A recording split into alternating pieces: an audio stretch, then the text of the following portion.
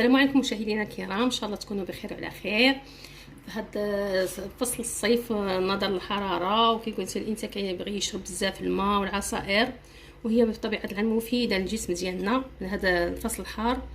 ان شاء الله اللهم اجرنا واجركم من النار. المهم راني جبت لكم هذا العصير ساهل وفي متناول الجميع ان شاء الله وصحي. غادي ناخذوا القرع كما كتشوفوا الاخضر هذا. المهم انا كانت عندي كبيره، قرعه كبيره. المهم ها هي والله كما كتشوفوا. غادي نحاول غادي نقسمها هكا، ولا عندكم هذاك القرع الاخضر الصغيور، انا هذه هي اللي متوجدت لي في المنزل. المهم غادي تاخذوا حتى هذاك يجي زوين.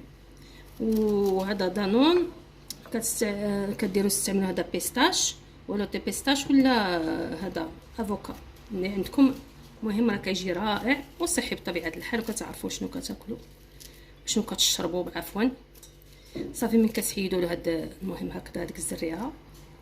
المهم الا كان فيه الزريعه، وكاينه اللي كتكون عاد طريه ما كتكونش فيها الزريعه. صافي هكذا غادي نحاول كاع نحيها كما كتشوفوا. ها هي كنحيدوا لهذيك النواه كما كتشوفوا هذا الزريعه ديالها. صافي كنبديو هنايا كنقطعوها نقطعها هكا باش ما نطولش عليكم لا فيديو، ونضيف لها الماء ونديرها تسلق. المهم واحد المده، المهم كتشوفوها تسلقات وكتخلي فيها واحد شويه الماء باش اللي كتطحن فيه. وبالنسبه هنا هذا الخوخ كما كتشوفوا ان شاء الله بغيت نوريكم كيف ديروا الطريقه باش تحتفظوا عليه، ونظرا هاد الايام ديال فصل الصيف كيكون فيها الخوخ بكثره. المهم راه الثمن ديالو 6 دراهم، كاين حتى ل 10 دراهم. غادي تحيدوا لنا النواه كما كتشوفوا، كتقسموا الخوخه هكا على جوج وكتحيدوا لها النواه وكديروه يتكونجيلا. ملي كتبغيو تجبدوا الكميه كتجبدوا وكتديروه اما مع دانون، المهم على حسب الاختيار، ولا مع ديف خوي اخرى تفاح ولا بنان كيتواتى معاه. صافي كتعصروه ولا ديروه بوحديتو مع الماء كلاصي كيجي زوين بزاف بزاف. المهم انا بغيت نوريكم الطريقه ديال التحضير ديالو باش ما يضيع لكمش، وغادي ان شاء الله نكمل معكم الطريقه ديال الدانون ديالنا ديال القرع. المهم كما كتشوفوا ها هو درنا الماء ديالنا فوق القرع، غادي نديرها تسلق حتى طيب. المهم هذيك مده 15 دقيقه. وهنايا هذيك المهم النواه ديالها هذيك الزريعه ديالها انا حيدتها صافي. وصافي غادي نكملوا الطريقه.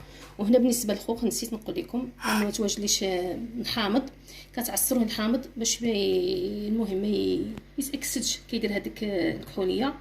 المهم كتعصروا عليه الحامض عاد ديروه في الكونجيلاتور. ها هو القرع ديالنا بعد ما سلقنا كما كتشوفوا، كخليت فيه شويه د الماء ديالو باش نطحنوا فيه. ولا بغيتو تنشفوه غادي تزيدوا فيه واحد كاس العنبه ديال الماء بارد باش تطحنوه.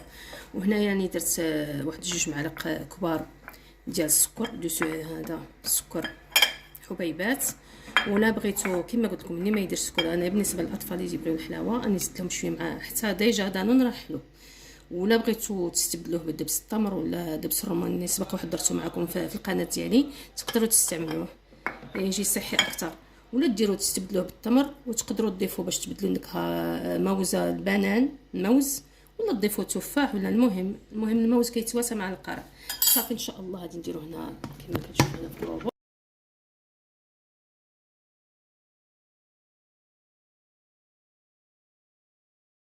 بعد ما درت القرع ديالنا غادي ان شاء الله ندير هذا دانون ديالنا، هذوك 2 دانونات. وتقدروا تستبدلوا كما قلت لكم بدانون ديال الافوكا. غادي نضيفهم.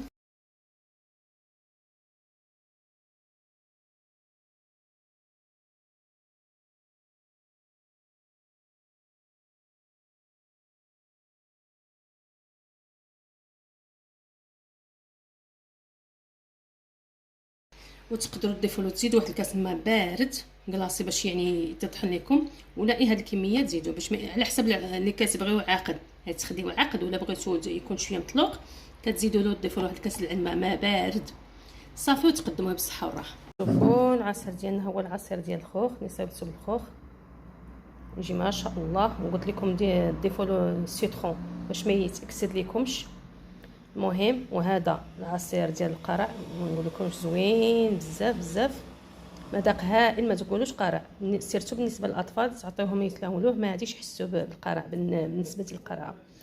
والمهم هذه هي التشكيله ديالنا. وحطيت لكم هذا الفيديو باش ان شاء الله تستغلوا هذه الفرصه ديال الخوخ بزاف، وهذا الموسم ديال القرع كيكون بزاف متواجد في السوق، وتناولوه بطريقه صحيه. وان شاء الله الى فيديو قادم بحول الله.